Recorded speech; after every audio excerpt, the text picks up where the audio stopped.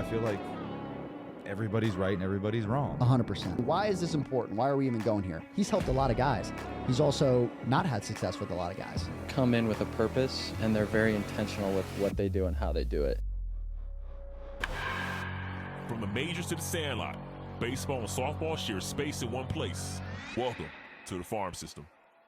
Fellas, and the ladies, welcome back to another episode of The Farm. We are back with my boy Kodee Martin and, of course, Mr. Tinkerson himself. Thank you for making his appearance with his necklace on, my guy. We need to add in the opening and the Frenchies. And the Frenchies. You know, things feeling left out. And the ladies. And the Frenchies. He said, You know what I'm saying? all for Tinky. It just keeps getting extended. Every time we get another dog in the family, we're just going to have to keep. When we finally come out with those Man. shirts, it's just going to be and Yeah. it's going to start going on to the back. Yeah. Well, also, too, I mean, to be fair, I love Frenchies, but also, too, I love dogs, period. Yeah, and so, just the dogs. you know what I'm saying? And my dogs, you know, and the ladies, and my dogs, you know what I'm saying? Yeah. Something like that. That's funny. That's my dog for sure, as our girl Emma would say. That's so funny. That's one of her favorite songs. I don't know if you guys knew that, but one of Emma's favorite songs is "My Dogs." Is there a George Strait remix? Or No, I know. I was trying to say it's so off topic for her, but it's just funny that's that one song for some reason she likes that a lot. Yeah. Hilarious. So I heard. Okay, so what we're gonna do. Yep. Is we're going to get onto the topic of what a stick actually is, like when we talk about someone sticking a ball and like what that actually looks like. And from a different perspective, I think there's some twist on that and what people have said kind of over some different interpretations of what that actually means. And I've definitely gone into a little bit of depth of that on social media before, but I think having some long form and some conversation with that will also be great. But before we get into that, we got to break the ice. Break it. We got to break the ice. And Kodee says he's got something for us, and we're going to play this real quick. I think, dude, doing like 2-3 of these podcasts, we don't got to go super in depth because we can go on forever. But just a couple of them to start it off is I like this segment people were doing with other sports. It's like a start one, bench one, cut one. Start one, bench one, cut one. So one of them is not even with you no more. They go into somebody's going on the bench too. Right. Good. But they choose like top players, right? So I saw a bunch of NBA guys doing it. And so, right off the jump, I want to go right off the top of my head is I'm going to go third base because I know there's a lot of good third basemen. Okay. All different ages. Okay. I'm going to go 3, and I could probably even add more in this. Yeah. But I'm going to go Arenado, Machado, Bregman. You're a dick for that. Okay. Arenado, Machado, and Bregman. They're pretty good too. All of them are good. Oh, dang. All of them are good. No, that's rough. Yeah. Think about it. You got like Jose Ramirez I could have thrown in there. Like, yeah, you got I know. Dudes. I know. Third base is good. Oh, that's rough. Let me see. There's a lot that can go into it. I'm gonna have a very. This is gonna be controversial, anyways. Yep. I'm gonna start Arenado. Mm-hmm. I just think holistically, all around, what he's done in the game, the consistency he's had, how he's been able to win on multiple different teams, and like how he raises from that way. Defensively, obviously, all of them are off the charts, but I also think like he's like. Not only does he make some insane plays and thing with that, I think he's pretty well-rounded when it comes to. I mean, they're all pretty well-rounded, but like I think again, when you're comparing greats to greats, like I mean, that's just ridiculous, anyways. But like, I think I would go with that. And then, so are you basing this off like just their career or like currently? Like if you were going into this season as a manager and you had those 3 guys like fantasy pick, they're all free agents, and your GM is like you can pick one of these guys. They're all the same price. I mean, that's tough, though. Yeah, I know because if I look at it from the other standpoint, like, well, Arenado and Machado are probably like they got their contracts, they're good. Whereas like I know Bregman's contract year, so I'm like, I think I'm taking him right now. Yeah, the situation too. I think he's gonna have a good year. So I think he's gonna have a good year. And I think also, I think he's gonna have a big year. But I think also too, along with that, is the other ones are settled, but again, you're just if you got to put them together. I think in my head again. So that's why with that in consideration, I agree with you.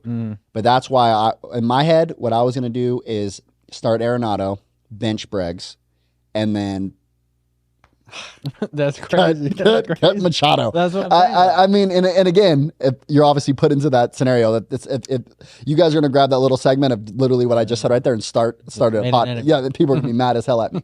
But yeah, like he's like, how could you cut Machado? It's just like, yeah, obviously you're pushed into that, you're pushing that spot. But I do think, along with that, because I am taking in consideration obviously like where they're at in their career and like what they're doing and like what I think holistically, like all the way around. Again, they're all amazing players, but I think that, with that in consideration of like what's going on, and also too, like, how they've been training and all the other things, like along with it, I think Nolan has like a special spot. I think just also too, how he moves and also how like it makes so much sense to me why he's so consistent and what has had the results that he's had. And Breggs has been really consistent too, but obviously have made some bigger swing changes and some other things too as well. And so when I look at him, especially going into a contract year, like, yes, you could have the most amazing year, but also too, again, it's a different element that there's a lot of voices. There's a lot of things about like, again, how you're trying to make your money, like all those other things. There's some stuff in there as well where like Nolan is basically doing what he has been doing, and it just going into like another year, and like he kind of found it also really early on, has been really consistent, for over a decade now.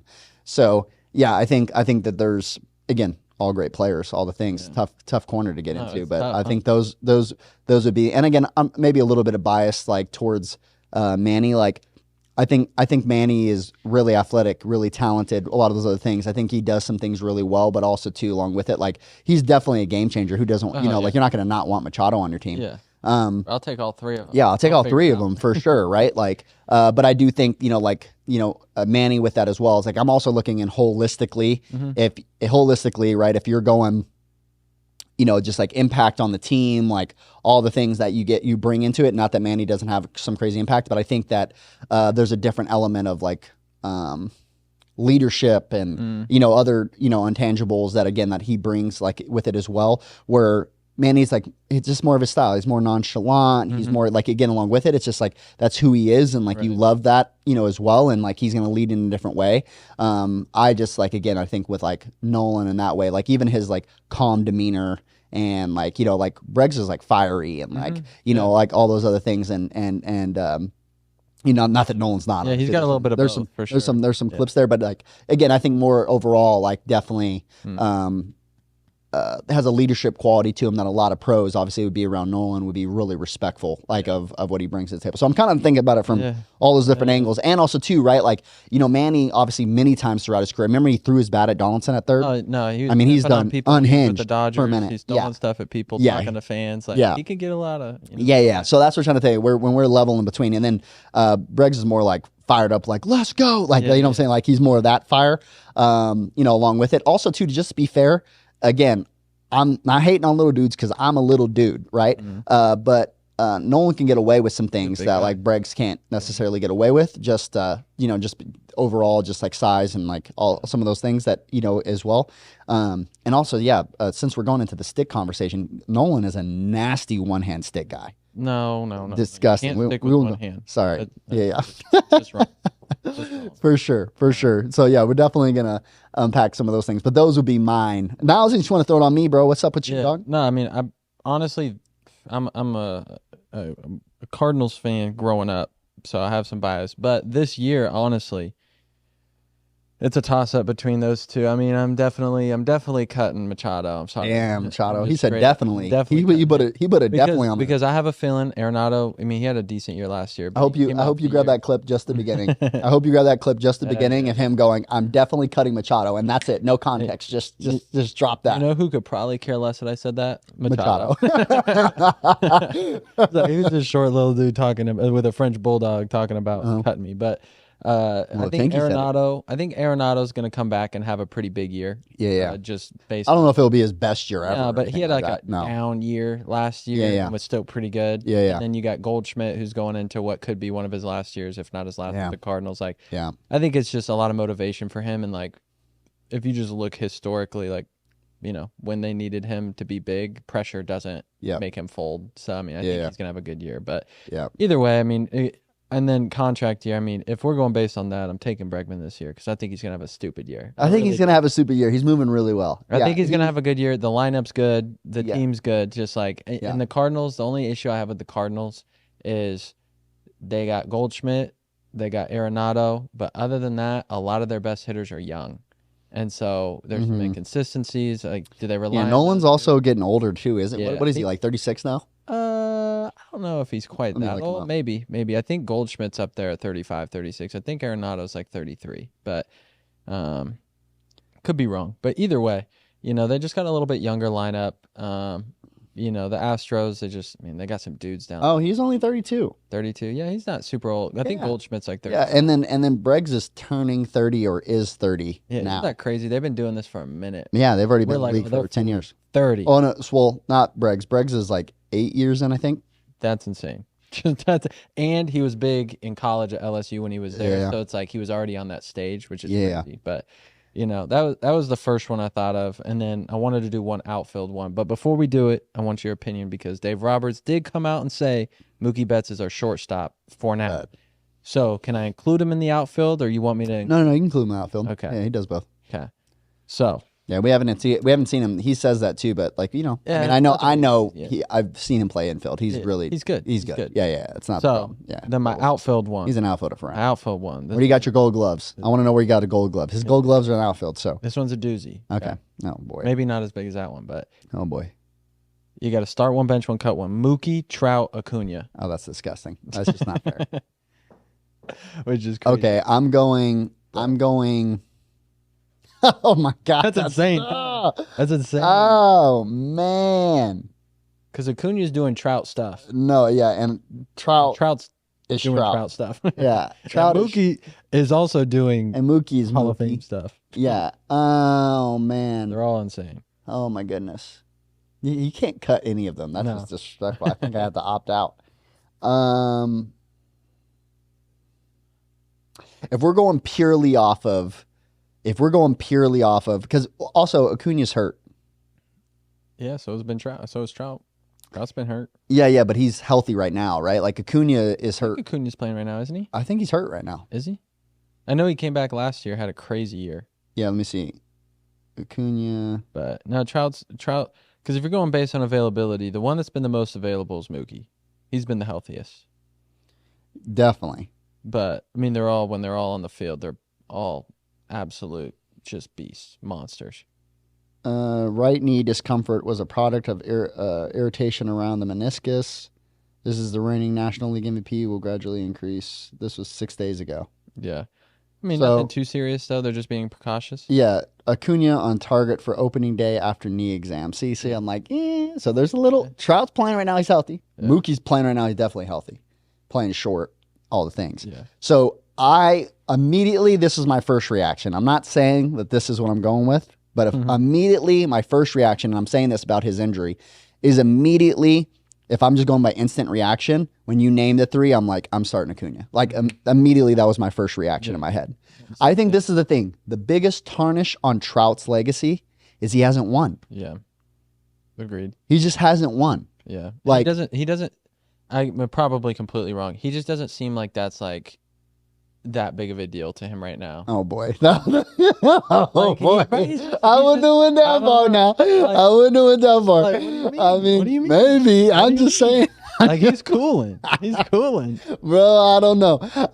I will say I wouldn't have went that far. But I would but I would say is that he just hasn't been able to get it done. But yeah, I'm not saying that he doesn't care about losing. I just think that again, along with it, like I remember somebody said this the other day. I saw the this can be a long pod now. Like we're getting into it. I saw that someone had Ohtani and Trout were hugging Yeah. during the game, right? And then somebody said, man, imagine if these two guys played on the same team. And then that's how you really would think about it, right? Like, man, if these two guys played on the same team, like they're disgusting. Yeah. Right? Which they did. And they did play on the same team, obviously. And then also on top of that too, like, not that they were surrounded by so many really good things, but again, and the Dodgers are, I literally was I was talking to my grandpa about that yesterday was, again, what do they got? 4 MVPs, previous MVPs. Insane. Like you got Ohtani, winners, Mookie, Freddie Freeman, Kershaw. Who else? Is there anybody else that's had an MVP on that team? No. So you got those 4 immediately off the jump, right? So disgusting, right? Like your lineup's stupid. Then they also had JD Martinez. They don't have him anymore, right? He's a free agent at the moment, right? Who knows if they sign him back or whatever they do. Their catcher who can Right. bang. Yeah, he did pretty good. So yeah, I mean their team's stacked. Their lineup's stupid, right? Like again, they got some things. Kershaw obviously is nowhere near MVP. He's still good. No, he's still good. Yeah, playoffs. He had like a 2.4 ERA last Yeah, year. yeah. The playoff, Maybe even less the, than the, that. the playoff ERA wasn't great either. Yeah. But yeah, it's consistent for him. I think that Trout. Yeah, I think the biggest thing hit for me with Trout, and as much as I love Trout, is with that is like he just hasn't had that that dog like. Like even too, we talked about Breggs a minute ago, or you talk about you talk even like Jeter, you talk about this like, no, we're winning. Mm-hmm. Like, no, we're winning. I'm taking over this team. Like, we're winning. I'm going to the GMs and I'm forcing stuff to happen and like, we're winning. Like, I don't lose. And if we don't do that here, I'm out of here. Like, well, that's my point with that comment is like, okay, so great. He's there. He's loyal, which I respect. Yeah. But Ohtani was like, we're not winning. And I know we're not winning, and you're not making the moves to win. So I'm gonna leave. But to be fair though, Trout got $400 million, so he stayed. I mean, yeah, you know what I'm saying? Like that's a different thing, right? Like again, and they knew that, right? Which is why they offer him that much money, right? And they did the thing, right? And also too for Trout, especially with where things are going, like we'll see what that comes out with the deals. But I do think with that, he definitely doesn't have that like Jeter-esque quality in my head. Michael Jordan, Kobe Bryant, where it's like... At least not the moment yet. Right? Where it's like, I think that's the biggest hit on his legacy is like... But also, to be fair, like, Barry Bonds wasn't like that either. No. Still. Yeah. Again, one of the best ever, right? And again, along with it, like, I think he was in playoff once. Yeah, something like that. Almost his whole career or something like that. Like, I have to look... I don't know the exact thing. But, like, again, like, obviously, he didn't have a whole bunch of World Series titles or anything like that, right? Like, where you look at somebody like Jeter or, like, I was watching, too, like, again, like, even somebody like... again, I don't know if you watched the documentary on Netflix. I'm only like halfway through. Is like Yogi Berra, right? Like Yogi, like because he was so. The documentary talks about how like kind of tarnished his legacy because he was like so like goofy and like happy-go-lucky and like all these other things. But how many like if you look at his accolades, like all the things that he achieved while he was playing, right? It's like one of the greatest. Like when you go like statistically by how many MVPs he's had, also too how many World Series championships he had, all those other things. But I do think there's a quality of winning, and I think I was thinking about this just with our players the other day. I was thinking about like I had a coach one time that told me that he only recruited players that came from winning cultures because they had this precedent where they expected to win and they knew how to win and they knew how to execute. Where when people have lost and they know how to lose, they find ways to lose, right? Like even if they're the best player on their team and they're super talented, but they just don't know how to win. Like that being a major quality. There's D2 just north of where I grew up, Northwest Missouri State, the Bearcats. You may have heard of them being back in that area a little bit. But anyways, I remember there's a kid that I knew from high school that went there, wanted to play football and baseball. And the coach on the football team said no because the baseball team is historically not very good. And the football team is national contenders every year. And they're like, we don't want that culture in our locker room. It's like, you lost out on a possible recruit because you literally were like, no, you're good enough to do both. But I don't want that culture in my locker room. Which is crazy. Yeah. It's crazy to think. All right, I've cast my vote. I know what it is. For it. I know what it is. This is going to be wild if I would have heard myself say this, but this is what we're going to do. Start Cunha, bench Mookie, cut Trout. Sheesh. It's just how it's going to have to be. Yeah. It's just going to have to be. Because again, I think Acuna is a absolute game changer. Anywhere. anywhere. Like he on the and bases, and, the and plate. he wants to win. He's a dog. Yeah. Like, you know what I'm saying? Like, he's on your team. Like, he's playing hard. He's taking extra bags. He's doing things. So is Trout. Yeah, I think all of them are. All of them are. They're all game changers. You know, but I think you're comparing greats just to like greats. you just mentioned, right? Like when I think of playoffs, I think Houston Astros immediately right in my head, just from the era I grew up. Like for you, you're probably thinking Yankees, right? You're like, those guys freaking, bro. Like every year they're freaking. Yeah, they're in the mix. They haven't won in a while though. Yeah, in a while. But like when you were a little bit younger. Yeah, right? when like, in the '90s, I got to experience since I was born. They've like I remember people would say that, be like, "Well, how many have they won?" I'm like, 5. Yeah. They've won 5 world championships since I've been alive. Yeah. 5. Yeah, which is still, that's crazy. Insane. Yeah, Most people will never see that. They'll never see 2 in their lifetime. Yeah. No. Yeah. But like I'm thinking just like when I was really into baseball and watching it like high school, college, now like Astros, they're there every year. And when it comes to playoffs, there's no doubt in my mind if they make it, they're contenders. And then I think, okay, regular season, I think Dodgers. And I'm like, but come playoff time, I don't think of them. I think like Astros are dogs. Like the Dodgers are a great team. It's a question mark. There's a different. It's a question mark to me. I really feel like that. You know what also made me kind of, and I hate to say it because it's only a couple at bats, but I think it's the same thing. Like for example, Trout playing Team USA, right? Your captain. These are all these little moments, right? You have all these Trout moments on the Angels, all this stuff. But then you see Ohtani go against them like, he had a dog. He led his team. He did the other thing, right? Like he wanted to win. Like there was, again, he wasn't done yet. Like he wasn't comfortable, right? And no matter what people say, Team USA is better than Team Japan from undoubtedly. person to person. Right? Yeah. Just go person to person. Yeah. And if you actually did a series and it wasn't a whole thing. Yeah. 100%. Right. Like again, and also too, insanely, like there's a reason why I literally like posted for someone the other day. It was like, the lowest percentage in the MLB are like Japanese players. Like it's again, everybody wants to go overseas and say how amazing, like even too, like when you go like, you know, just we've gone through different demographics. Like America's better at baseball. Like we're better. We dominate the league. Higher sample like, size too. All the things. But yes. But again, obviously with that as long on the same side of that, there's a reason why there's a lower percentage of all these other races, especially like Japan is like the lowest, you know, percentage in the MLB, right? Like they mostly pitchers that come over, like very rare for a hitter. That's why Ohtani is like insane from all the way around. But in any case, like with all that being said, with all that being said, and then Mookie obviously is crazy talent level. I don't think that Mookie is like this. I think Acuna has more of a dog in him than Mookie too, right?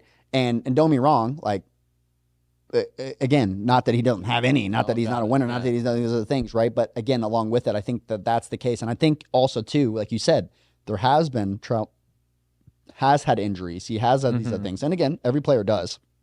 Shoot, we just talked about it. Like Acuna is like. Right now, right? But Acuna really, again, over the last couple of years, has really just won, you know, just has gained some massive ground in that area. And also, too, I think even with that, like, again, you know, I'm a massive fan of Trout, right?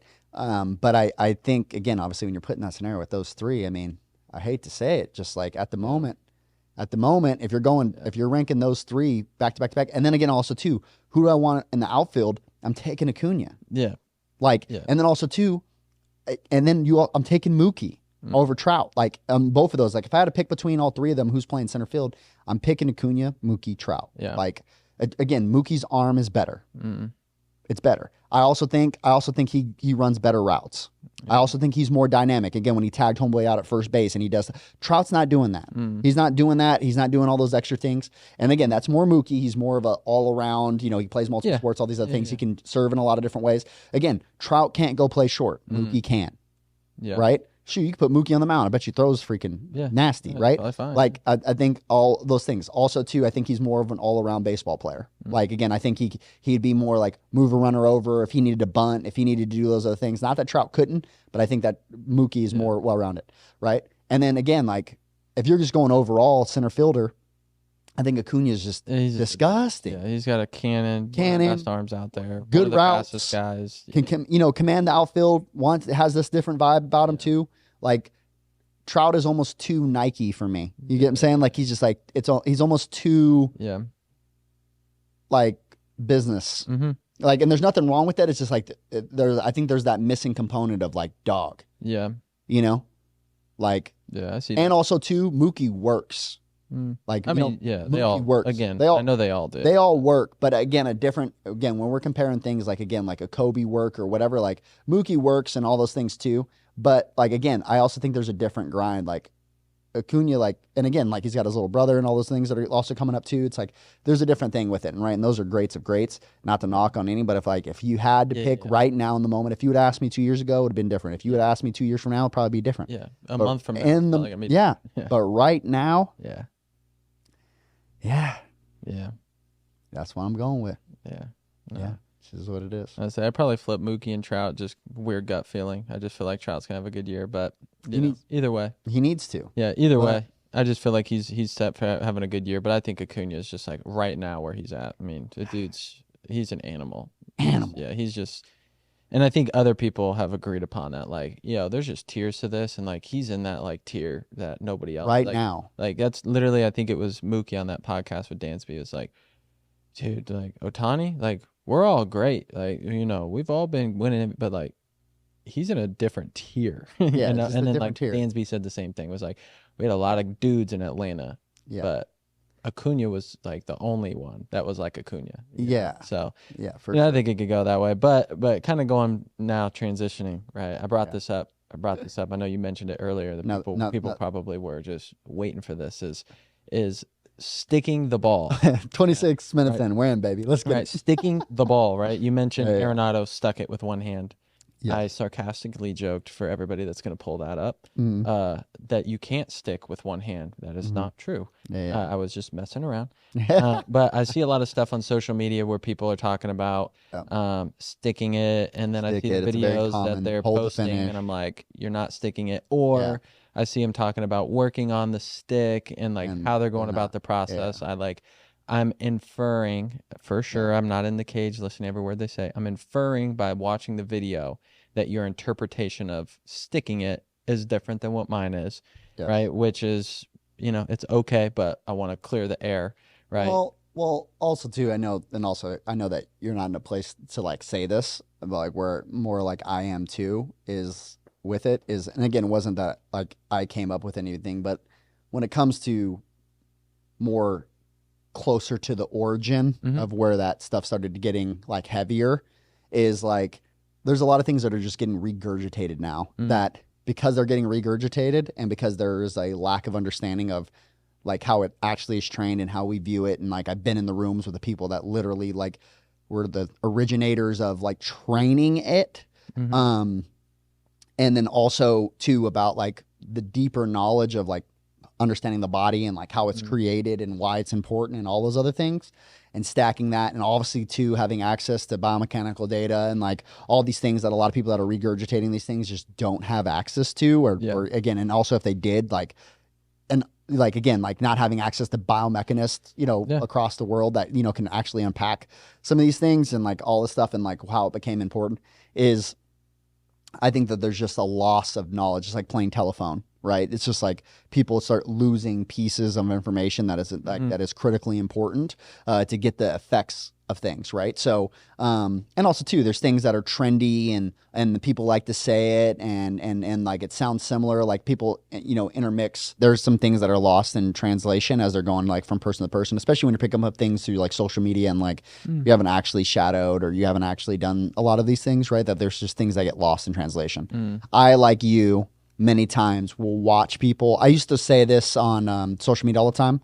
I'd watch a guy like hit a ball and I would say like, like almost stick, and like what that actually meant, and like having that like interpretation. And so I think one of the big things, with that is like what an actual stick was. And we also did courses and a whole bunch of things, not just farm, like back even when I was with 108, we did obviously courses and all these things where we're training and telling and breaking down the science behind a lot of it. And then also too, along with it, like you said, if you don't understand the foundation of why a stick necessarily, like sometimes there's a lack of understanding from the foundation, from the core of why, and also what's the interpretation of what's happening. For example, let's just put it this way. If you're talking about like sticks, like, okay, he's sticking that ball, right? if you immediately go, it's got to be a two-hand finish, you're wrong. Off the jump, you're wrong, right? Because there's so many great hitters, right, that stick the ball, or again, when we talk about like one-handed sticks, which I posted for years, right, of like we talk about one-handed sticks, it's just understanding that, again, there's obviously so many great hitters. Like if you're saying everybody needs to finish with two hands, like you're just wrong.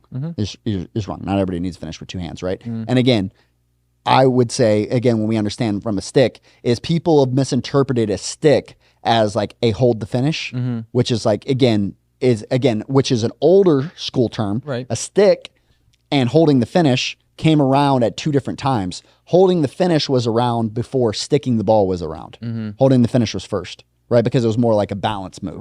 Right? Hold your finish like someone's going to take a picture of you. They were doing that back in the day. My Mike Easler used to say back in the day when I would sit in cages with him, he would say Kodak finish. And at the time, Kodak was one of the biggest camera companies in the world.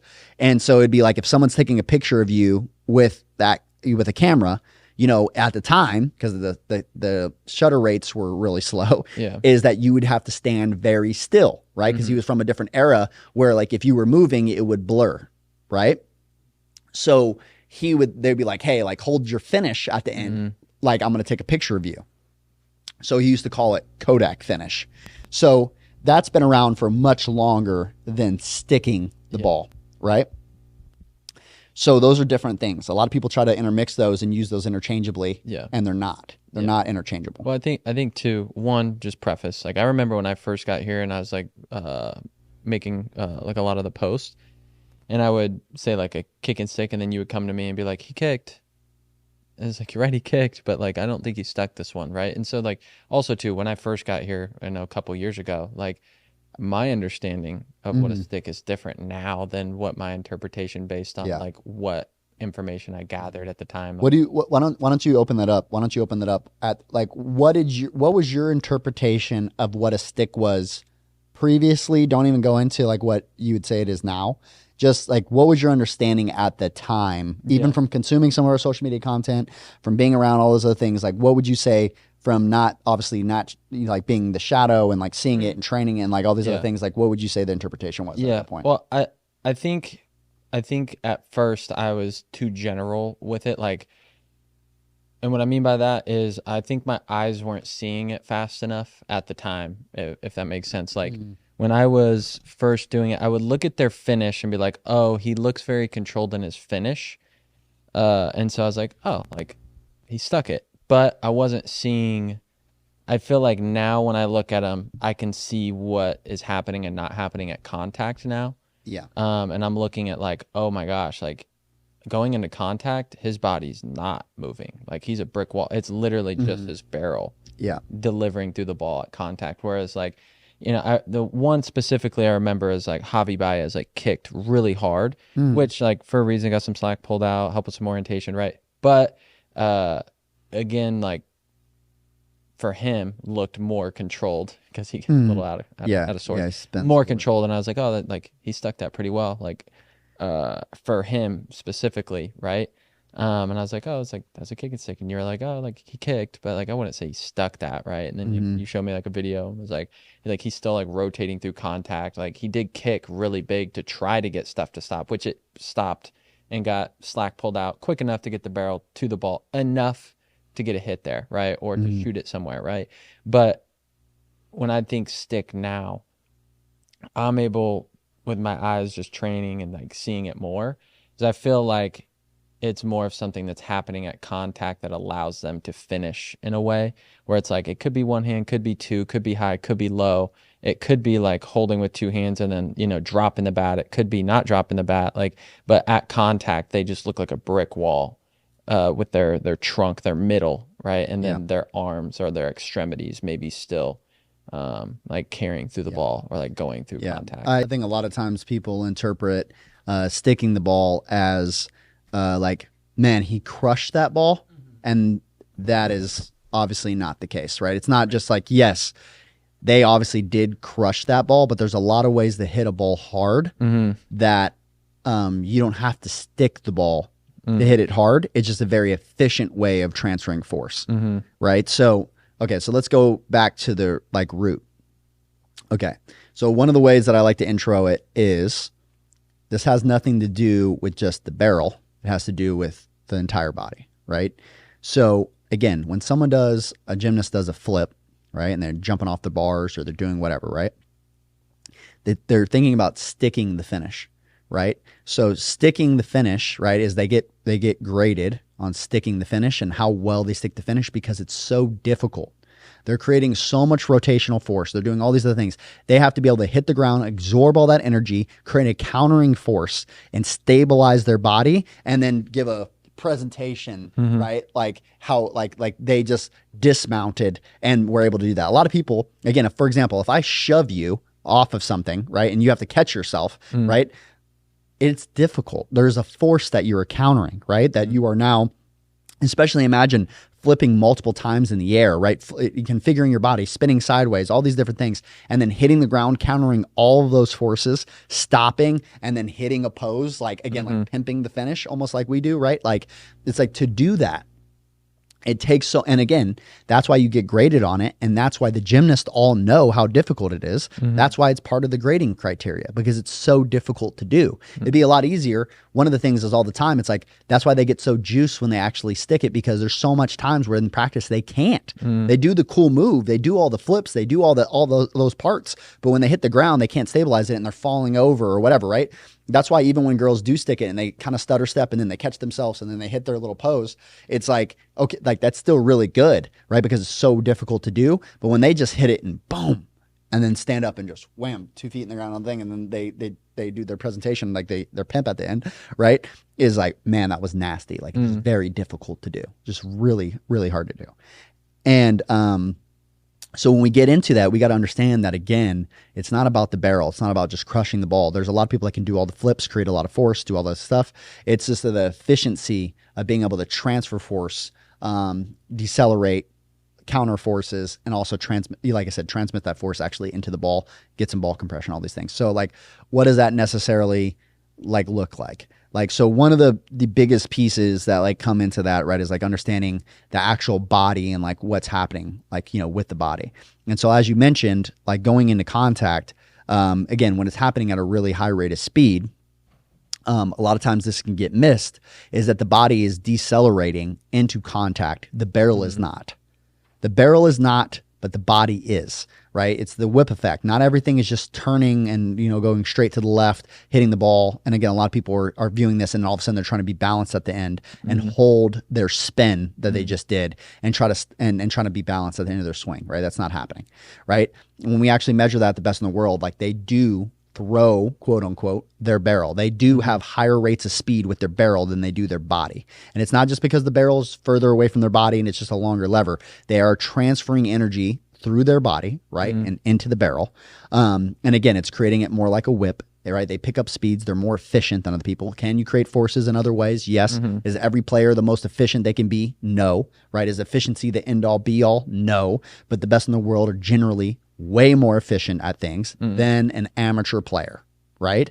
Now, we're not robots. We're not perfect. Certain parts of the season, we're less efficient than others. It doesn't mean that we're getting less hits, but it does give us a bigger window for error. It also helps us when we're not as athletic. It also helps us when we're not as strong, when we're little, you know, we're smaller in stature, all these other things. Efficiency becomes really important. As we age, efficiency becomes really important because we don't have to create as much force and we don't have to be as athletic. We don't have to be as strong. Again, like we might not have as good as movement quality, but again, if we learn how to transfer forces really well, again, it's going to help us be able to hit the ball at a really high rate of speed without having to try so hard.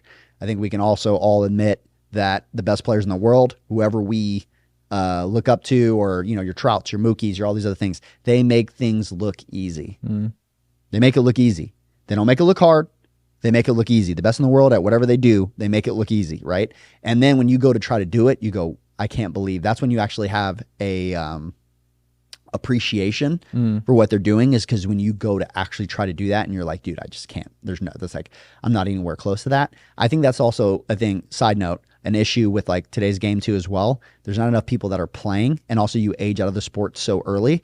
Golf, all those other things, there's a deeper appreciation because like, we know, or for like football or something, they'll go outside and you're throwing around the football, you're running routes, you got turkey bowls, you got all these other things that you do, right? There's a lot of other sports where you can go and like play it.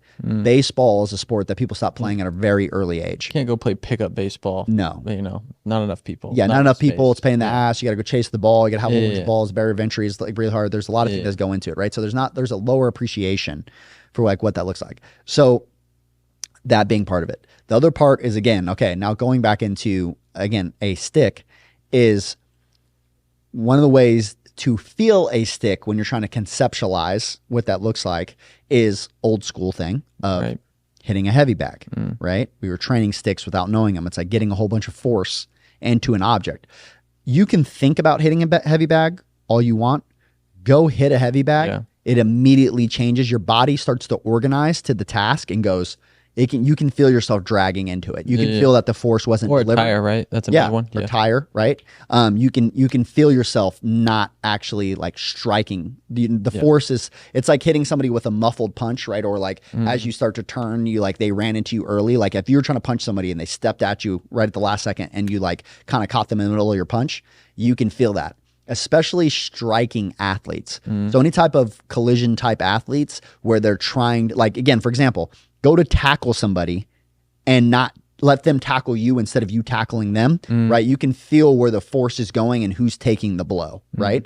So as a hitter, I don't want to take the blow. That's like the wet newspaper, type thoughts, right? Like I don't want to take the blow. I want the baseball to take the blow, right?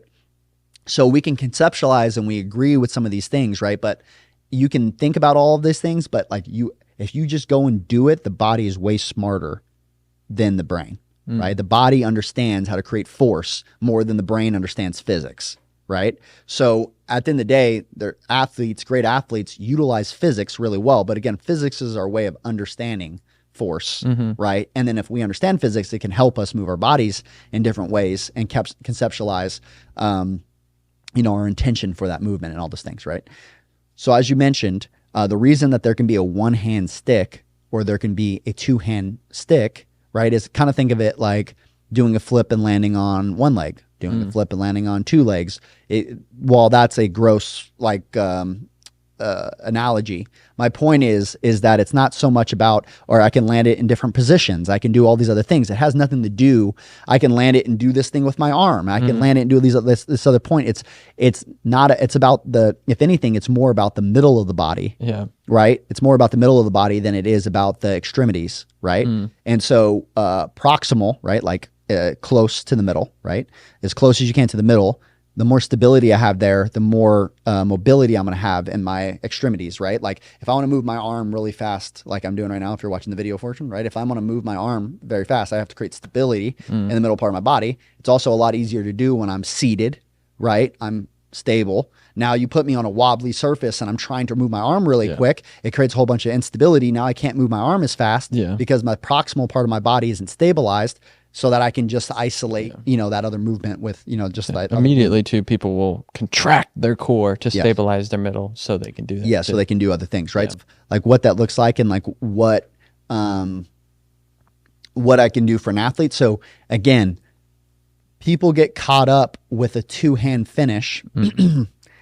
And because, again, a lot of sticks do have a two-hand finish, because a lot of times when a lot of guys that go to a one-hand finish, they're usually like reaching for contact, right? Like they're spinning off the ball and then they're pushing their hands or they're reaching for the ball. So a lot of one-hand finishes aren't very good, right? But there is obviously players with nasty one-hand finishes, like Miguel Cabrera would be an A-Rod, right? Like there's guys that have some nasty one-hand finishes, that impart a ton of force into the ball. And again, it's for that split moment in time. For example, when they're hitting the ball, there's still two hands on the bat. Yeah. We're talking about the finish is, again, like as you talk about it, it's not the finish. It's what they're doing into contact. Yeah. That is the stick. I was going to say, because like another couple things that I feel like really influenced the thought when I first was here was like, one, a lot of the videos I saw that were being pointed out of people sticking it were trout videos. And so my interpretation was like, oh, a high finish,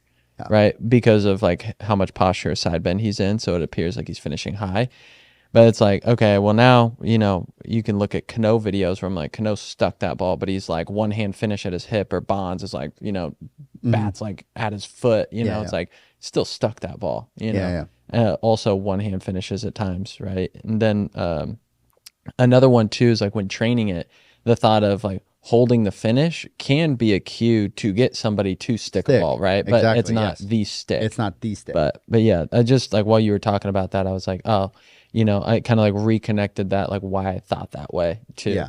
Well, and I think the other big part with this too is like understanding, like, we're talking about a very technique driven movement, like the sequencing, the intention, the timing, like all these things are with a different intention, right? Like there is a technique where I could pull the barrel through the ball.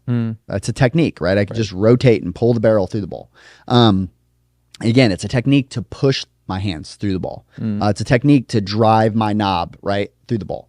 There is these other ways and techniques and things along with it, and disconnect, biomechanics, and all these other things, and like more look at it from style, right? Like, yes, we can have different styles. My hands start here. I have a different rhythm, all these other things, but we're talking about purely how does this person create force and what's their intention, like with their movement of how they're going to be successful, right? And like what's, also mentality, all these things are kind of tied all to the same things, right? Like, for example, in softball, slapping and normal hitting, right? Like normal hitting, like you're both hitting, right? But on the other side of that, there's a different technique that you're using, a different game strategy that you're utilizing to try to create a result, right? And so this is it's a different technique. It's a different way of training to get some different results when it comes into, again, like it's like learning, karate or Muay Thai or whatever, right? They're all fighting. There's just different techniques and how to utilize the body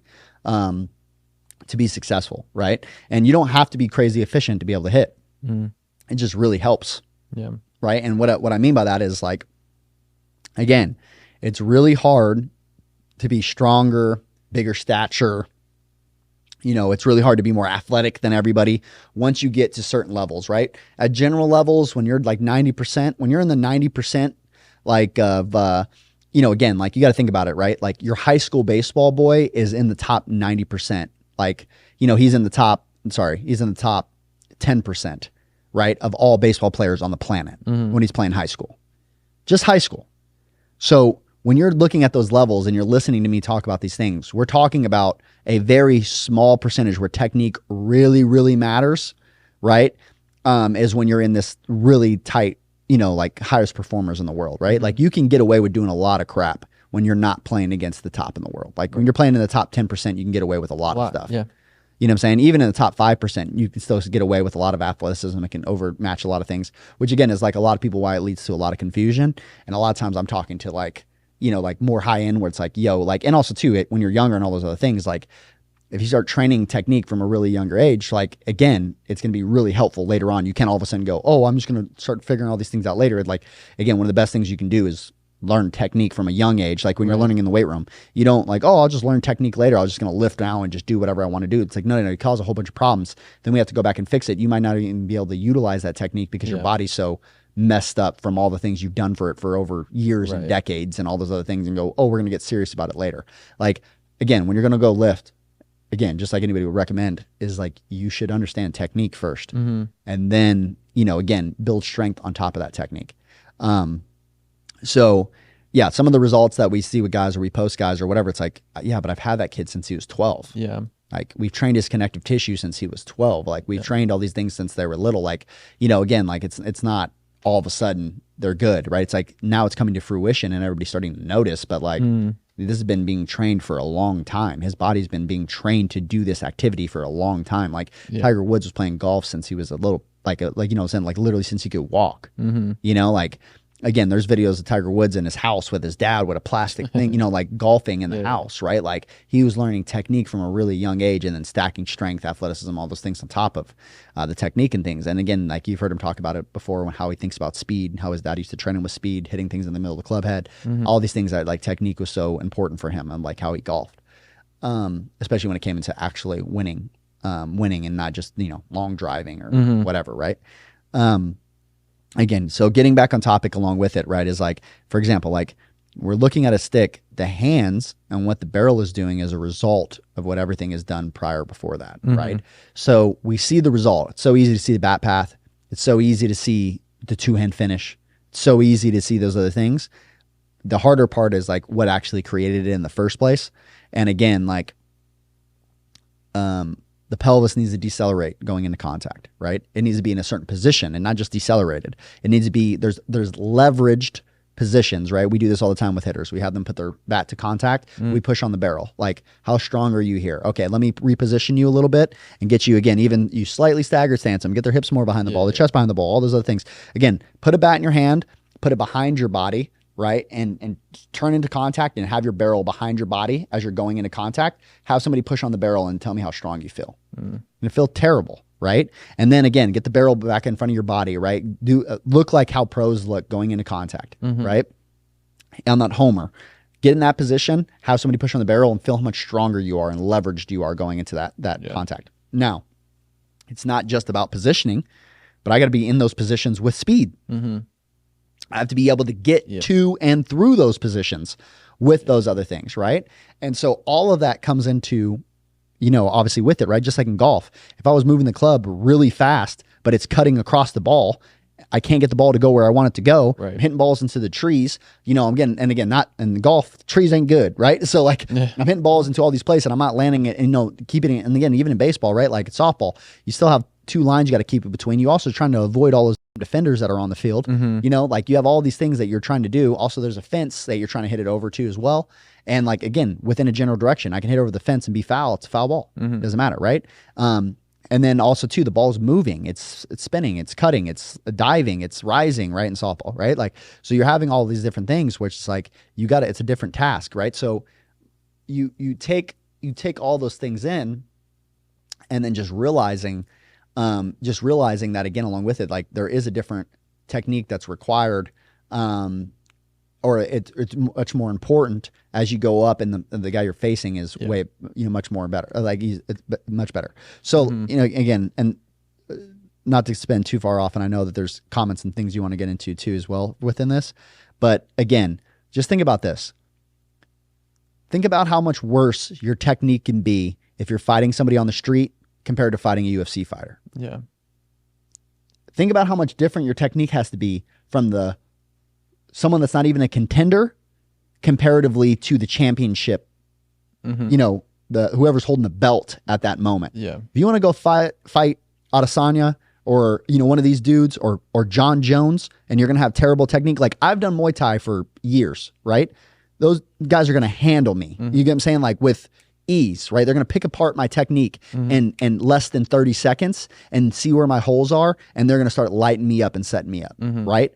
And again, like that's the difference in technique, is like a lot of people just don't appreciate. It's all these subtleties that are stacked on top of one another.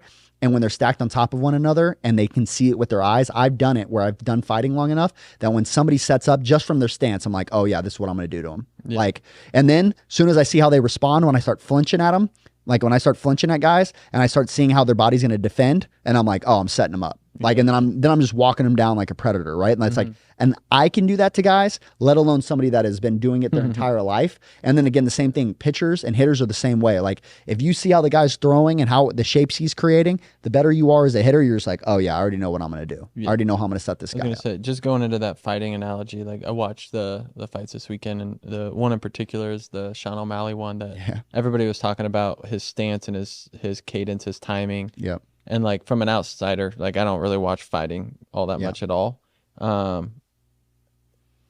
Obviously, he did not get hit very hard very often. No. And I could see that, but I'm like, why? Why? You know, what's the why? And it's the subtleties, right? Yes. And like then you listen to Joe Rogan, you listen to some of these guys that have watched, announced, and been fighters, and they're like, man, he just switches up his stance and then his timing and his jabs and this and that. And it's like, and they're going into like all these different things, and I'm like, his footwork. I mean, like I see him, but I didn't like put value in him. You know, it's like just like a hitter, like, oh, he slightly closed off his stance this pitch, or oh, he's slightly up in the box, or hey, maybe his on deck like Yeah. there's Or so, he did a little stop swing on this down and away pitch Yeah. and hit a rocket to right field for a single right now. And the subtleties of being like, how good that hitter has to be of understanding like what's going on and what the situation, or the umpire is calling off the plate, or again the rattle from the inning before, like just all these little things. For example, one thing that people don't appreciate, because again with me fighting, you think, and again when you're fighting somebody on the street, there's all these openings, there's massive holes to land punches. When you're fighting someone that knows how to fight, those holes aren't there. So they defend you. You're throwing punches hard. There's like block. They set you up like that would be the thing. Like people don't understand this. If you're going to go fight John Jones, the chances of you even hitting him are very low, like are insanely low. Like the fact that you think you're just going to punch this man in the face is not going to happen. Okay. The other thing is along with it, as we're talking about, as they're going into fighting, they're creating openings by how they move and how they set up their punches. Half their punches, the combo is to open something. Yeah. And then they can land that big hook. And then they can land that big knee. Then they can do all those other things. Or like O'Malley in that fight, early in the fight, this is where people don't understand. He's punching him in the body a lot on purpose to set him up for his game plan. Yeah. Right. And then O'Malley, multiple times, like people think it's like this, he's a dog. He just wants the dude to stand up. Like he let the dude stand up multiple times. Why? Because O'Malley is a striker. Yeah. He knows he's going to dominate him if he stands him up. Yeah. Right. I'm not going to go to the ground because that's what the other guy, more of a game plan for him. Yeah. Right. He's more of a, now O'Malley's nasty on the ground too. That's not the thing. But my point is again, his game plan was, I'm going to mess this dude up by striking him. Right. And so, you take that as a hitter, right? It's the same thing as I'm going with the pitchers. I'm setting them up for what I want them to do and how I want them to attack me, right? And there's all these subtleties of being a hitter. One of the biggest things that people don't understand with being a hitter that I've been pressing so much more, and we have a lot of conversations. People they miss these because a lot of these are text messages, phone calls. They're not just in the cage like we're talking, or the conversation before they get into the cage, right? The cage is one thing, but it's all these other conversations that are also a lot of people miss and they don't see on social media. And a lot of these things is I'm talking to them about their mentality. They don't think like a hitter. They don't think like a winner. They don't think like they swing and miss at one pitch and all of a sudden they start doubting themselves. Umpire makes a bad call. They start doubting themselves. They start trying to prove something. They start doing all these other things, and they start thinking like losing mentalities. And because they're thinking like those losing mentalities, it doesn't mean that their swing doesn't matter. It just means if they have a really good swing, but it's not showing up in game, it doesn't mean that, again, the drills and the work isn't working, all these other things. It has, again, there's a lot more going on. There's a lot more going on where they're going like, again, like, you're going into a place of understanding that holistically hitting, right, and fighting, for example, right, like there is a whole, and like John Jones, I think Taylor posted this the other day, right, too, where like, but he's been posting a lot of things, but like I was listening to John Jones talk about how he spent so long building his mentality, right? And what he did with his mind, right? And the power of his mind, right? And like what he was doing from that side of like becoming the superhuman fighter that he was, and all this work that he did in his head. And the same thing with me as a hitter, like I struggle with those things too, and like understanding with that, right? But again, tying all those things back in is understanding like I could have that nasty mentality and all those things, and I could be a dog and all that stuff. It doesn't mean I'm good. Right? Like you have to have all of it, right? And so going back into like the stick sides of this stuff, right, is understanding that, again, the technique of transferring force and all these things, it's not just, hey, I'm just trying to do this. You have to train your body to be able to do it. I could want to punch or throw a kick like John Jones. I'm not going to be able to do it just because I've watched video, we've talked about it. He trains his kicks. For his whole life, the sequencing, the timing, the ability in his nervous system to turn this on and turn this off, right? Like striking heavy bags, getting tighter connective tissue, like all these things, again, hundreds of kicks, thousands of kicks, landing in it and setting himself up with this perfect angle and orientation and hitting this back over and over and over and over again. And like training this where he can land it from a million different angles, that he could set it up in all these different ways, right? Like he can do it harder, he can do it softer, he can land it in literally an inch lower for this effect or that effect or whatever, right? Like all that stuff. And so that training is crazy important. And when we talk about training a stick, again, they're not easy. It's not easy to stick the ball. Yeah. Again, even at the pro level, there's a lot of pros that have a really difficult time actually striking the ball. Yeah. There are a lot of them are, again, on the same side of that. Like, and there's some of the best in the world, but there's tiers and there's levels, again, along with it of like how effective some of these hitters can be. Yeah. That kind of, how long and all the stuff. Yeah. That kind of goes into like the next topic I wanted to go into is like the training of it. Yeah.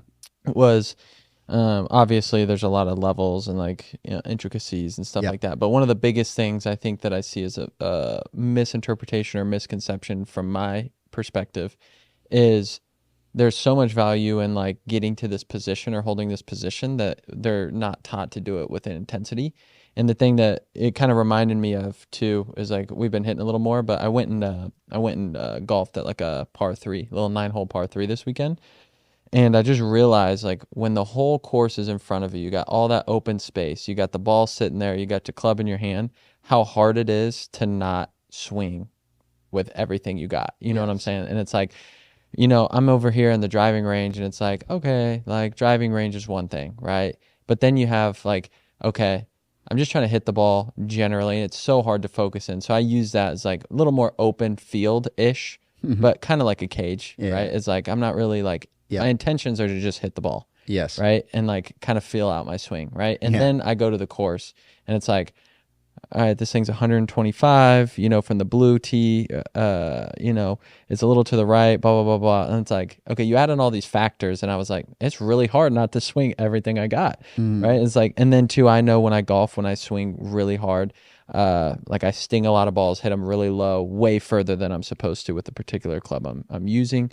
And so it's like, man, I thought about this from a hitting perspective. It's like one thing that I run past that we do a lot is, hey, I want you to do this rapid toss, but I want it 2 doubles, 2 home runs. Hey, I want you to do a stop swing, but I want you to hit it this hard too. I want you to try to hit it for a double, right? And now that we got the Rapsodo 3.0, is we can go like, hey, I know that you hit the ball this hard. Hey, try to hit it within like over this EV, right? But stop at contact. Like I still want you to swing with the intensity that you're going to do damage, right? I don't just want you to hold the finish. I'm glad you have perfect form with the bar, bro. But you have perfect form with the bar and some weight. And then some more weight. And then some more weight, right?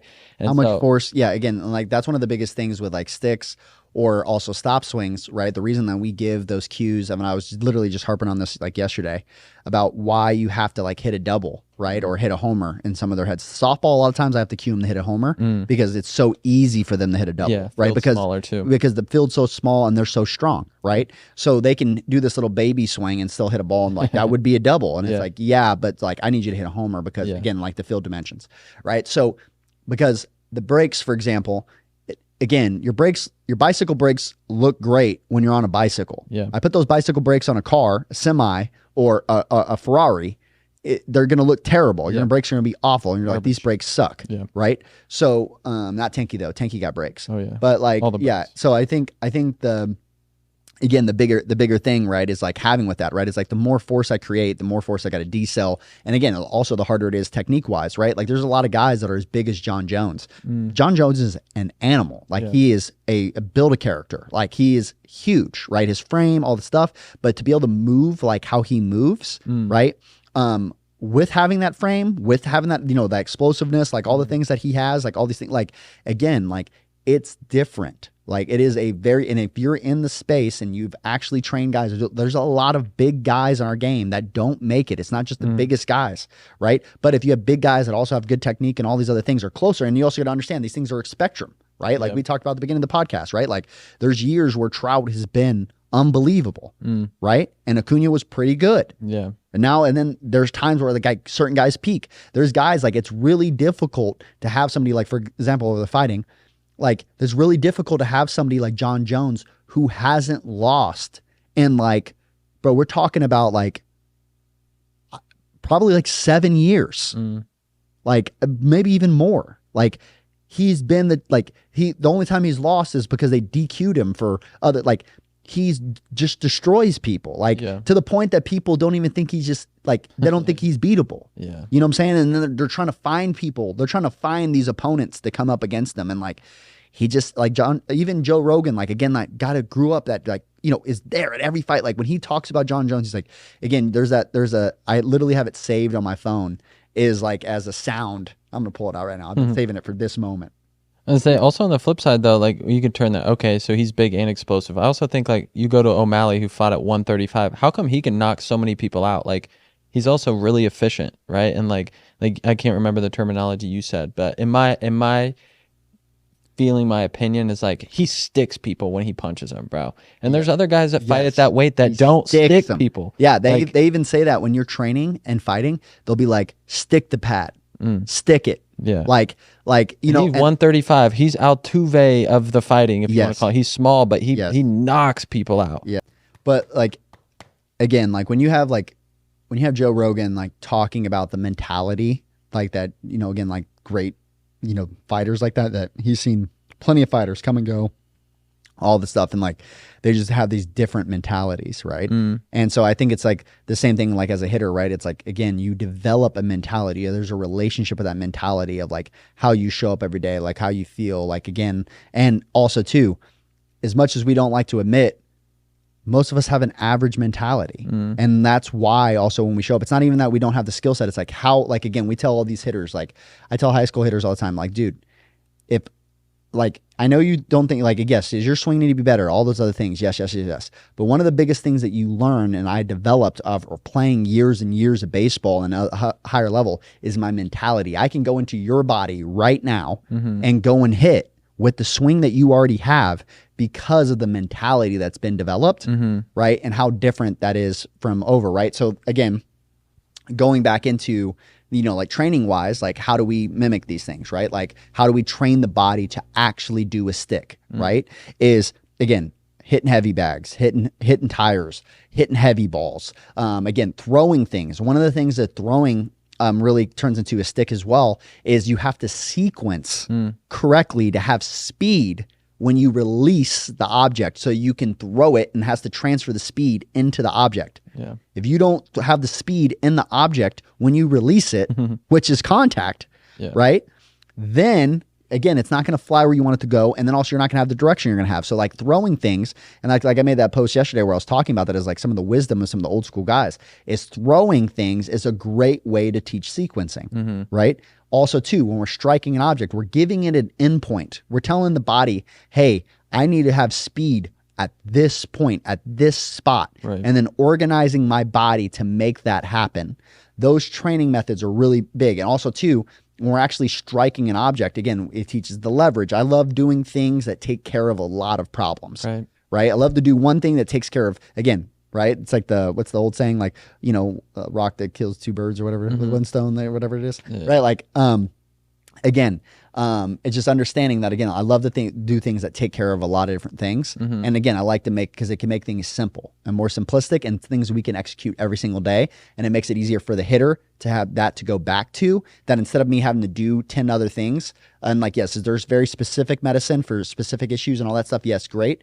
But when we're not there and they need something like right now, it's like, okay, I'm going to go strike this heavy bag. Like, okay, I'm going to do these throws. I'm going to do these other things. Like, again, it's going to clean up a lot of my stuff without needing a bunch of cueing, without needing a bunch of things, right? Like, without having to need all the equipment that we have, without needing all those other things, right? And now don't get me wrong, there's still a time and a place for those other medicines. But if you're in season or again, you're not as skilled at understanding when to prescribe what at what time, there's some general things that are really massive that can help a lot of hitters with way less cueing and way less skill from a coach. You get what I'm saying? Yeah. So, So I do think that the hitting and I do think that, you know, again, the heavy bags and like all that stuff like that being major with like cueing it, but also too, again, teaching players that this is what I don't like about a lot of people with the two-hand finish and all those other things, that the reason that it's not a stick is they're not striking the ball. The force isn't getting into the ball. And when you know what that looks like, if you just watch someone actually strike a heavy bag for 5 minutes and then you watch them go in the cage and you watch them drag through the ball, it's so dramatically different. that when you see the heavy bag strike and you see somebody wham, like I posted a while back ago, a couple years ago now, there was this guy with a sledgehammer and he was like hitting a safe. Like they found a safe or they bought something, there was a safe, and he was pounding, like this massive dude was hammering, like sledgehammering this safe. And when you watched it, I broke down like how he was striking the safe, right? Like you see the segments of the body decelerate and the sledgehammer be the last thing that flies through and smashes the safe, right? And so again, about all these things, like it is a skill to teach my body how to strike objects from different distances and be able to get force into it. That's why, again, I always say how martial arts is so big, is it teaches you how to strike objects and put force into objects with more limited space. How do I pull out slack? How do I get force? If I had to hit this really hard within the spacing, like what would I do, right? Like, and again, you can't just learn that straight from just sparring all the time, right? We do pad work, we do certain angles, we do, again, you have a heavy bag from that angle, you have to do these other things, right? And like learning how to strike from those things, right? And like we talked about mat strength before, we talked about all these other things, but it is something that needs to be trained, right? And also too, if we're not training it very well and we're doing all these things where we're thinking it's a two-hand finish or we're doing these things, we're messed up from the beginning. And one of the reasons he might not be sticking the ball is because you're making him do a high two-hand finish. And that could be a main reason why he can't stick the ball. Either you're dragging the barrel through it or you're pushing through it, but it makes me go back to this, or like spinning your lower half, right? And it makes me go to this like old school thought. I remember just some coaches when I was young, we'd always hit with wood bats, even as young as like 10 years old. We have little 10-year-old wood bats, right? And it's like I just remember the phrase so often when there are big leaguers around or like guys that could just bang. It's like, he's just got a different sound off his bat. He's just got a different sound off his bat. It's like I could be in here and that could be empty back in the facility. And I could hear the noise off a wood bat and I could be like, okay, he's getting the energy he's creating into the ball. Or not the same. Or some softball, right? Those bats, even though they're metal, they're not as tingy. I can hear it in a softball bat too. Like, like that thing. Those things on it. You can hear the ball get compressed. You can hear the ball get the compression that happens, right? As well when you're actually transmitting a large amount of force. So again, with all of that is it's not just try to do this or don't try to do this. If you can already stick a ball, like you might have to just wake it up. But we're talking about like this is something that is trained every single day. And again, I want to differentiate the difference between what people are doing comparatively. Again, so let's get it back straight. It is not a finish. It's not a finish. It has more to do with what's going on at contact than what's going on in the finish, right? Also, it has more to do with, yes, is the finish an indicator of what happened at contact? For sure. Post-contact gives you an indication of what happened at contact, right? So yes, it can be big. It is not a two-hand finish, right? There's a large amount of time when the body decells and the other things, there is a lot of two-hand finishes. That's great. There's nothing wrong with a one-hand finish. It's the problem that I have with the one-hand finishes is a lot of people are doing it as a Band-Aid and not because it's actually a good move for them, right? They're just doing it as a Band-Aid because they don't move well, right? So that's the thing about a lot of times when it's a one-hand finish, that it's usually not a good one, right? So it's more of a Band-Aid, reaching for contact, adjustability move, all these other things. Again, there is plenty of good one-hand finishes that are like, again, they impart a large amount of force into the ball, even though that they one-hand finish all the stuff, right? Also, the other thing is it's not just being balanced at the end of your swing, right? Now, these are all symptoms. These are all characteristics of a good strike, right? These are all characteristics, but it is not one in its entirety or in a vacuum, right? It is all of those things put together. When you strike somebody and you actually strike really well, right? Again, and you transmit a lot of force and all those things, and you look at heavy bag strikes and all that stuff, there's a stability. And if you've ever hit and you're hitting really well, the biggest thing that I always get feedback from all of our hitters, and I felt it myself and like all the other things too, is when you're hitting really well is you just feel so stable. You feel so grounded. You feel like, again, the ball is just jumping. You have to do very little and the ball explodes off of your bat, right? All of those things, right? I'm transmitting a lot of force, doing a very little amount of effort, and creating a big outcome. Now that's what it feels like, all the things. Again, we talked about how you train it and all those things. We also talked about what it's not, and in its entirety and what it looks like too. And we talked about how, again, if I try to force any of those one individual characteristics over another, that again, I could be actually causing them to not transmit as much force as they could actually, like going into the ball. What are we missing? And I'm trying to think about if there's anything else that we're missing that to touch on. Obviously, again, I wish we could just, again, there's biomechanical data. There's so many things that we can go into, like transmitting forces. We've done other podcasts that were about all those things. We've shown, force play data. We've shown, kinematics and all those things as well, like other places, or biomechanics courses and things on Farm Plus. We obviously have had drills and all the things. You can also look at this when we talk about, on the website and all the things that you can do from that side. Obviously we program for all these things and like help people understand like how we would train some of these characteristics and maybe what is a deficiency for them that's not causing it. Is there anything that also that we're missing that could help people understand it a little bit more? Yeah, I mean, I just think the biggest thing I would say is it's not necessarily like a visual thing. Like you can see it visually, but I think a lot of people get caught up in a way that it looks like, again, a high finish, a two-hand finish, a balanced finish. Like I've seen guys stick balls one hand. I've seen guys stick balls high finish and like around more like their ribs, right? Low. I've seen Chase Utley. Yeah, low I've finish, seen little stick. Yeah, I've seen it's more about what's happening underneath the hood. As people hear us say all the time. Is that and then too oftentimes like we have to train an exaggeration of that to get it to happen at a game. Like speed situation. Stop swings are also we didn't go into really detail about it. Stop swings are a massive way of doing it, especially obviously we talked about like hit a double while you do it and some of those things where I have to create a lot of force and hit it. But the biggest thing that it does with that is a lot of players, the players that drag their barrel through contact are terrible at stop finish swings. They literally, we had a player the other day that was struggling with it really bad, and she was like, this is impossible. And then Kodee goes, yes, it's impossible with how you're trying to do it. Right? If you're dragging your barrel and you're trying to hit the ball with a high rate of speed, get it to go with double trajectory and also put enough force into it to make it go that way, it's almost impossible, right?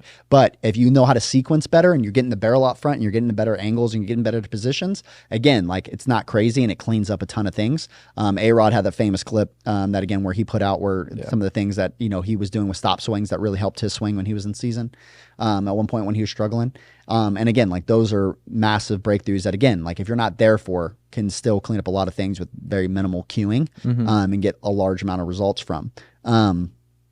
It's just, again, a very different thing than just, and it's also, sticks don't make sense to people that think you just launch the barrel and that's it. Right? As soon as you launch the barrel, the swing's over. Right? And again, guilty of this, like early on when I was high school coaching, you can go back and find tweets of me going like, swing's already over, like not understanding. Again, I have to pull slack out into contact, and I have to be co-contracted and stabilized in the middle part of my body to be able to transmit these forces.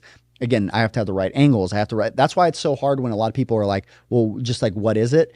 It's a multitude of things that all have to happen.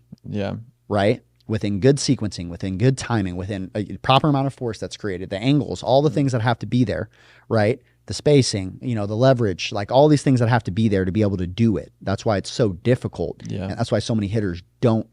I would say, again, like I'll go to a high school game and there will be maybe one swing the whole game, maybe that is like close to a stick.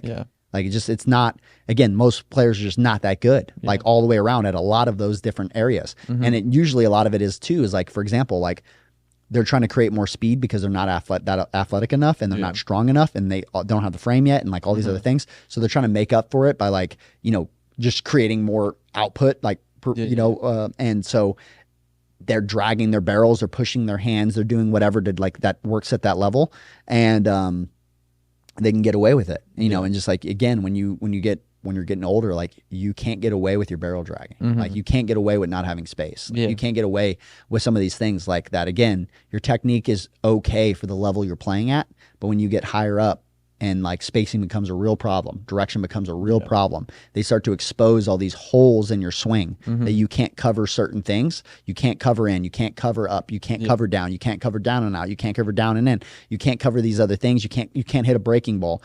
All the breaking balls you see, you can only hit singles, like or whatever, right? Like they start to expose you, they start to K you up with those. You start to chase them because you're cheating the fastballs and like all of these other things that start to happen. And then like again, at a certain rate of speed, you're just like you become not very successful, even though you might have crushed at a very like a younger age. So I think all of those things together, all put together, like it's not just, that's why we want to do more of an extended, talk about it. Is it's not just, some two-hand finish and let me top hand a ball and palm up, palm down and stick. Yeah, that's it. Hold the finish and be balanced. Like it's just a very low level understanding of what we consider a stick and what we train it to be and how we like train players to do it. For sure. Yeah. No, I think I just think there's a lot more to it than I think a lot of people understand of like what leads to it. I mean, too, there's people that hit here that I go watch them play and like they can't stick balls. But again, I understand like it takes time. We got to train the connective. And just we got to train their body. If you just told them a two-hand finish, that wouldn't make them stick balls. No, a lot of times when I do tell them to two-hand finish to get them to do it, it looks like crap. So I'm like, it's like I just caused you to push really bad with your hands, like or get like really steep. But anyways, like the big thing I wanted to cover is like there's a lot of training that goes into actually getting it to happen too. It's like it's not just hey, hold the finish and like all of a sudden like now there are some athletes now he's sticking the ball. Now there's some athletes that come in with the prereqs, like they move a particular way, like shortstop, right? They're really tight across their body. They maybe have trained a particular way. Then they come in, it's like through some evaluations and some stuff, like I bet you could probably stick some balls, right? And it's like then we get a session in, it's like sticking balls. But as a whole, like take some time to train and some understanding and like feel and coordination and stuff like that. But for sure. But a lot of different dynamics to it for sure. But all right, let's pray it out. Ready, Tinky? Heavenly Father, God, thanks so much for today, God, that you continue to open up opportunities and doorways for us to see things from different lights. And we just ask that you continue to open our eyes to how you designed us, how you created us, different ways that we can perform to glorify you in all the ways and all the incredible creations that you've done, God. And we just pray that you continue to help us be that bridge for athletes. And then we pray all these things in Jesus' mighty name. Amen. Amen. Till next time, Farm System out.